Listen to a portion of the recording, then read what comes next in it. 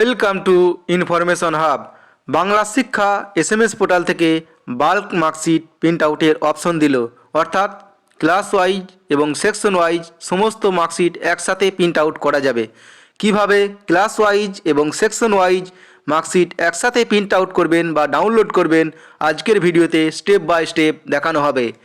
আপনাদের কাছে অনুরোধ, আমার ইউটিউব চ্যানেলটি যদি এখনও পর্যন্ত সাবস্ক্রাইব না করে থাকেন, পরবর্তীতে এই ধরনের আপডেট পাওয়ার জন্য চ্যানেলটি সাবস্ক্রাইব করে রাখুন।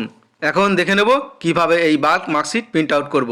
এর জন্য আমরা এসএমএস পোর্টালে লগ ইন করে এই পেজে আসব। এরপর ইভ্যালুয়েশনে ক্লিক করে দেবো। ওর আন্ডারে অনেকগুলো সাব মেনু খুলে যাবে।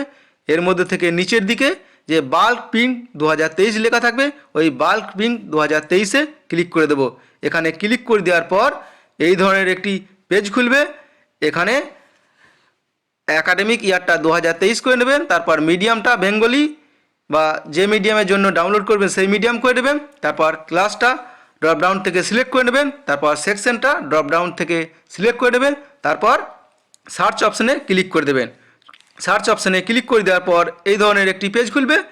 এখানে যে সেকশনের জন্য করেছেন সেই সেকশনের নাম ওপরে দেখাবে, তারপর প্রিন্ট অল মার্কশিটে ক্লিক করে দেবেন। প্রিন্ট অল মার্কশিটে ক্লিক করে দেওয়ার পর একটা নতুন উইন্ডো খুলে যাবে এবং সেখান থেকে আপনাদের মার্কশিটটা প্রিন্ট আউট সরাসরি করতে পারবেন, অথবা সেভ অ্যাজ পিডিএফ করে কম্পিউটারে রেখে দিতে পারেন। পরবর্তীতে সেখান থেকে প্রিন্ট আউট দেওয়া যাবে।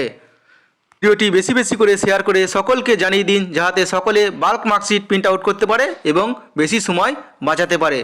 ভিডিওটি ভালো লাগলে লাইক করবেন এবং সকলকে শেয়ার করবেন। আমার চ্যানেলটি যদি এখনও পর্যন্ত সাবস্ক্রাইব না করে থাকেন, অনুগ্রহ করে সাবস্ক্রাইব করে দেবেন পরবর্তীতে এই ধরনের আপডেট পাওয়ার জন্য।